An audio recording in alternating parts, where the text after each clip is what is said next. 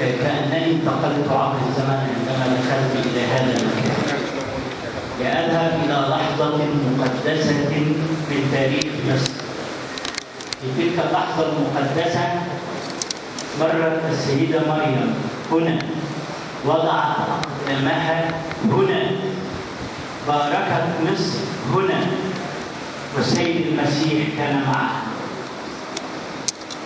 السيدة مريم لها صورة في القرآن، صورة مريم، ولا توجد صورة لفاطمة أو عائشة أو خديجة، ولكن توجد صورة لمريم.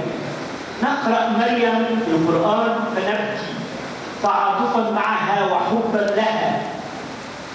نحب السيدة مريم حبا ملك غاث قلوبنا. وفي تلك اللحظات المقدسة نستعيد قداسة نحتاج إليها في هذه الأيام، قداسة تستشرف قيم ومبادئ وأخلاق ووحدة.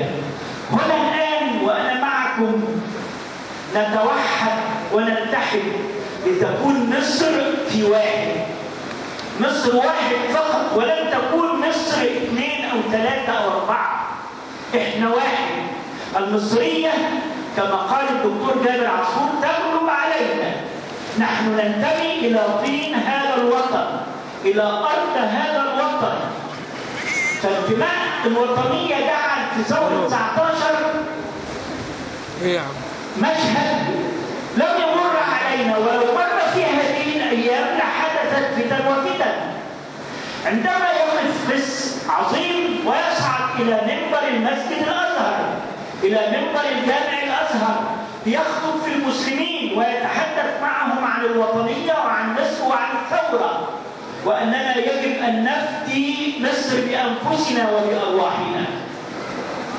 في هذه الأيام نستعيد تلك اللحظات العظيمة ونعرف أن مصر مباركة. عندما دخلت السيدة مريم والسيد المسيح إلى مصر كانت تستقبلهم كلمة قالها سيدنا يوسف من قبل، عندما قال ادخلوا مصر إن شاء الله آمنين. فدخلوا مصر فأصبحت مصر آمنة بهم، وستظل آمنة إن شاء الله إلى يوم الدين. لن يستطيع أحد أبدا أن يجعل مصر تنحني أو تنكسر، ستظل واقفة صلبة وسنظل سويا. أضع يدي في يدكم جميعا دون أن نلتفت أبدا إلى عقيدة وإلى دين. ليس عدم الالتفات هو إهدار للدين وإهدار للعقيدة، ولكنه إعلاء من قيمة الأخوة في الوطن والأخوة في الإنسانية، تلك القيم العظيمة. عندما قال الله في كتابه الكريم ادفع بالتي هي أحسن، فإذا الذي بينك وبينه عداوة كأنه ولي حميم. أنا بقول الكلام ده ليهم للي قاعدين في قصر الاتحادية ومش واخدين بالهم من المعاني الرائعة التي جاءت في القرآن والتي جاءت في الإنجيل. ادفع بالتي هي أحسن، فإذا الذي بينك وبينه عداوة، فما بالك بالذي بينك وبينه وطن، بالذي بينك وبينه ديرة وصداقة ووحدة وحب. فما الحال لكنهم هل يدفعون بالتي هي أحسن؟ هل يدفعون بالتي هي أحسن ليس فقط في مواجهة العقائد المختلفة، ولكن في مواجهة باقي المسلمين؟ هل يفعلون ذلك؟ لم نرى هذا أبدا. حتى أزمة أثيوبيا ومياه النيل، تلك الأزمة التي من الممكن أن تقطع عنا شريان الدماء الذي يسري في عروق مصر، لم يهتموا بها اهتماما كافيا. لماذا؟ لأنها لا تتعلق بالأخوان. يعني لو كانت أزمة أثيوبيا وسد النهضة متعلق بأخوانة مصر كانوا اهتموا بها جدا، لكنها لا تتعلق بذلك.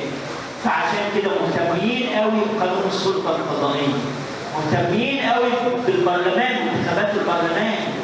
وأنا داخل هنا شفت مصر العظيمة الرائعة، شفت مصر عبر التاريخ. قلت الأماكن دي هي ليه غريبة عن كثير من الناس. أنا مقصر في حق هذا المكان قصر في حق هذه البقعة لم أرها من قبل وهي عظيمة ورائعة.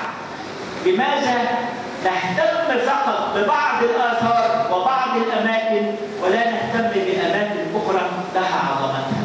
إحنا النهاردة ده يوم يجب أن يستمر ونحتفل به دائما، المسلمين قبل المسيحيين. إحنا بنحتفل به، أنا بحتفل به كمسلم قبل أخويا المسيحي وبحبه زي ما أخويا المسيحي بيحبه بالظبط.